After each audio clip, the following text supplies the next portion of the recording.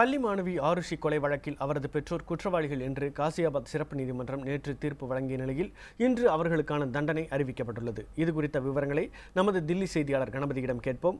கணபதி, ஆருஷி கொலை வழக்கில் அவரது பெற்றோருக்கு நீதிமன்றம் என்ன தண்டனை வழங்கியுள்ளது? நீதிமன்றம் அவர்களுக்கு ஆயுள் தண்டனை வழங்கியிருக்கிறது. சிபிஐ பொறுத்தவரை சிபிஐயின் வழக்கறிஞர் அவர்களுக்கு மரண தண்டனை வழங்க வேண்டும் என்ற கோரிக்கையை நீதிமன்றத்தின் முன் வைத்திருந்தார். ஏனென்றால் இது இரட்டை கொலை, ரேரஸ்ட் ஆஃப் ரேர் கேசஸ் என்று சொல்லப்படும் அரிய கொலை வகைகளிலே ஒன்று.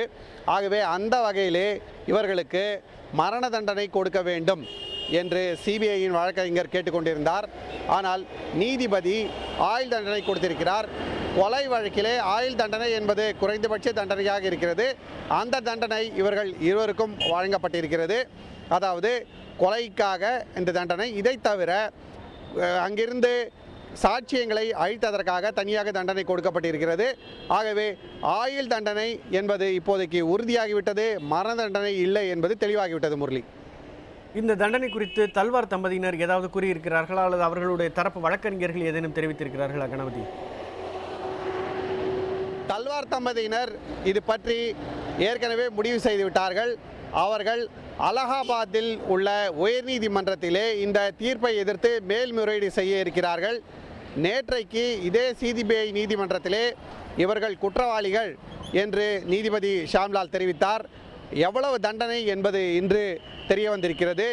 நேற்று அந்த தீர்ப்பு வெளிவந்த உடனேயே நாங்கள் செய்யாத குற்றத்திற்கு தண்டனையை ஏன் அனுபவிக்க வேண்டும், இந்த நீதிமன்றத்தின் தீர்ப்பு எங்களை மிகவும் வேதனைப்படுத்தி இருக்கிறது என்றெல்லாம் அவர்கள் சொல்லியிருந்தார்கள். அத்துடன் அவர்களுடைய வழக்கறிஞர்கள் அலகாபாத் உயர்நீதிமன்றத்திலே நிச்சயமாக மேல்முறையீடு செய்வோம் என்பதையும் தெளிவாக சொல்லியிருந்தார்கள். அதன்படியே இப்போது இந்த தீர்ப்பின் நகல் கிடைத்தவுடன் அதன் விவரங்களை முழுதாக புரிந்து கொண்டு தல்வார் தம்பதியின் வழக்கறிஞர் நிச்சயமாக அலகாபாத் உயர்நீதிமன்றத்திலே மேல்முறையீடு செய்வார் என்று எதிர்பார்க்கப்படுகிறது. முரளி, கணபதி, இப்போது சிபிஐ அவர்களுக்கு மரண தண்டனை வழங்க வேண்டும் என்று கோரியதாக குறிப்பிட்டார்கள். அதற்கு அவர்கள் என்ன வாதங்களை முன்வைத்தார்கள்? நிச்சயமாக, அதாவது இன்று மதியம் தல்வார் தம்பதியினர் நீதிமன்றத்தின் முன் ஆஜர்படுத்தப்பட்டார்கள். ஏற்கனவே அவர்கள் குற்றவாளிகள் என்று தீர்ப்பாகி இருந்த நிலையிலே இன்று எவ்வளவு தண்டனை வழங்க வேண்டும் என்பதற்கான வாதம் நடந்தது இன்று மதியத்திலே. அப்போது சிபிஐ வழக்கறிஞர் சொந்த மகளையே கொலை செய்திருக்கிறார்கள். அதை தவிர வீட்டில் வேலை செய்திருந்த வேலைக்காரனையும் கொலை செய்திருக்கிறார்கள். இந்த வீட்டிலே இருந்ததே மொத்தம் 4 பேர் தான். அதில் 2 பேர் இறந்து போயிருக்கிறார்கள் என்றால் அதற்கு பொறுப்பு மற்ற 2 பேராகத்தான் இருக்க வேண்டும். வேறு வெளியிலிருந்து யாரும் வந்ததாகவோ போனதாகவோ தெரியவில்லை.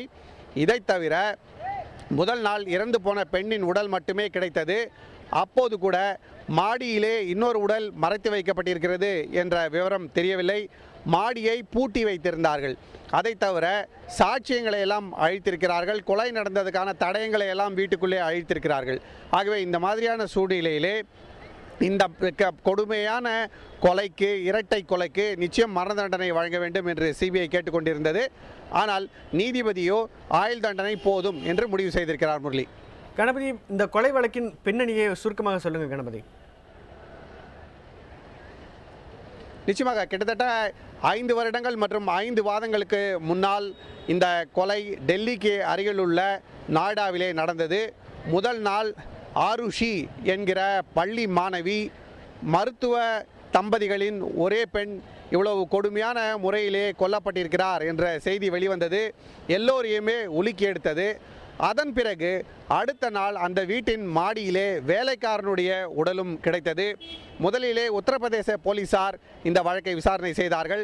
அவர்கள் தல்வார் தம்பதி தான் கொலை செய்திருக்க வேண்டும் என்று சந்தேகப்பட்டார்கள். ஆனால் சரியான முறையிலே விசாரணை செய்ய முடியவில்லை என்ற காரணத்திற்காக உத்தரப்பிரதேச அரசு பல போலீஸ் அதிகாரிகளை இடம் மாற்றியது. பின்னர் இந்த விசாரணை சிபிஐக்கு கொடுக்கப்பட்டது. சிபிஐ முதல் தடவையாக விசாரணை நடத்தி முடித்த பிறகு ஒருவேளை இந்த வீட்டில் உள்ள மற்ற வேலைக்காரர்கள் யாரேனும் கொலை செய்திருப்பார்களா, வீட்டில் அவர்கள் இல்லை ஆனாலும் அவர்கள் வந்திருக்க முடியுமா என்பதெல்லாம் பற்றி பல்வேறு விசாரணைகள் நடந்தன. ஆனால் இறுதியிலே சந்தேகம் ராஜேஷ் தல்வார், அதாவது இறந்து போன பெண்ணின் தகப்பனார் மீது தான் வருகிறது. ஆனால் போதிய ஆதாரங்கள் இல்லாததால் நாங்கள் க்ளோஷர் ரிப்போர்ட், அதாவது வழக்கை மூடிவிடும்படி சொல்கிறோம் என்று சிபிஐ நீதிமன்றத்திலே சொல்லியிருந்தது. ஆனால் அதை எதிர்த்து தல்வார் தம்பதிகள் மேல்முறையீடு செய்தார்கள். அதாவது எப்படி எங்கள் மீது குற்றம் சாட்டலாம் என்ற கேள்வியை கேட்டிருந்தார்கள். அப்போது இந்த வழக்கு மீண்டும் சிபிஐ விசாரணைக்கு உட்படும் சூழ்நிலை ஏற்பட்டது.